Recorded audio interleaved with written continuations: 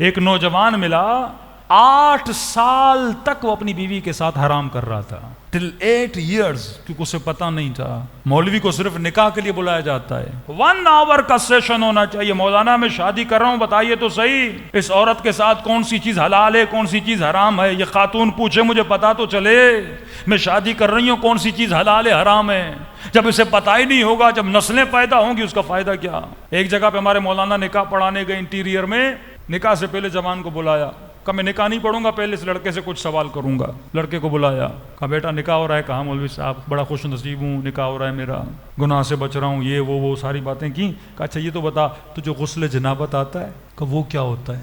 کئی عورتوں کو نہیں پتا کہ غسل جنابت کیا ہوتا ہے۔ مطلب شادی کر لی، حلال رشتہ بنا لیا، پوری زندگی نجاست کی حالت میں رہا، اور اسی حال میں اگر اسے موت آ جائے مجنب ہو کے دفن کیا جائے گا، کیونکہ اسے پتہ نہیں تھا۔ اور کئی ایسے احکام ہیں جس کا حکم خدا نے قرآن میں دیا۔ رسول خدا کے پاس لوگ آتے تھے، سوال کرتے تھے، یسألونک عن المحیض، یہ قرآن کی آیت ہے، لا حیاء فی الدین۔ جب تک جوان کو پتہ نہیں ہوگا یہ کیسے حلال و حرام کو سمجھ پائے گا؟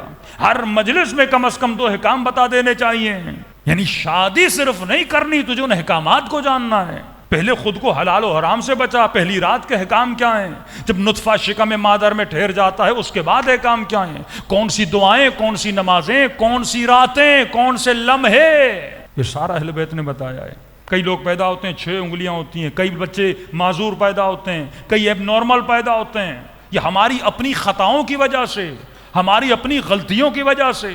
2 بچے ہیں، فرمایا یہ مخالفت خدا کرتے ہیں، مخالفت اہل بیت کرتے ہیں، ایک ولد الزنا ہے، ایک ولد الحیض ہے۔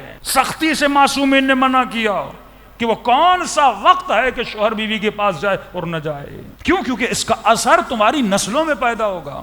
یہاں تک فرمایا کہ جس روم میں میاں بیوی ہوتے ہیں اس میں چھوٹا بچہ سلانا نہیں چاہیے، تمہاری آواز وہ نہ سنے۔ کہ مولا کیوں؟ کہ بڑا ہو کے زانی بنے گا۔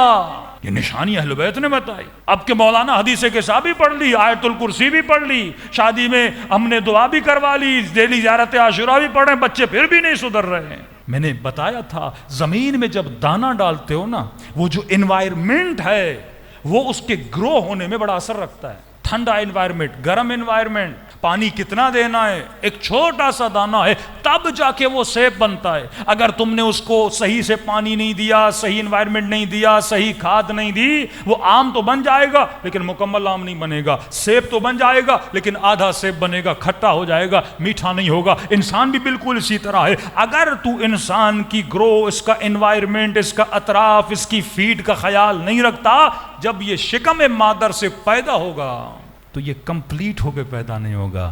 ہو سکتا ہے جسمن تجھے کمپلیٹ لگی لیکن اس کے خون میں، اس کے جینیٹکلی جو اس کے اندر پرابلمز ہوں گی، پھر پوری زندگی تو پچھتاتا رہے گا۔ پھر مرحلہ آتا ہے بچہ جب پیدا ہوتا ہے 7 سے 14، 14 سے 21 یا 19 سال تک تو نے اس کی تربیت کیسے کرنی ہے۔ تو پہلی سب سے بڑی بدبختی جو ہماری شادیوں میں ہے کہ ہم شادیوں میں شیطان کو راضی کرتے ہیں، حسین کو ناراض کرتے ہیں۔ رسول خدا فرماتے ہیں آخری زمانے میں آنے والی امت سے میں رسول بیزار ہوں۔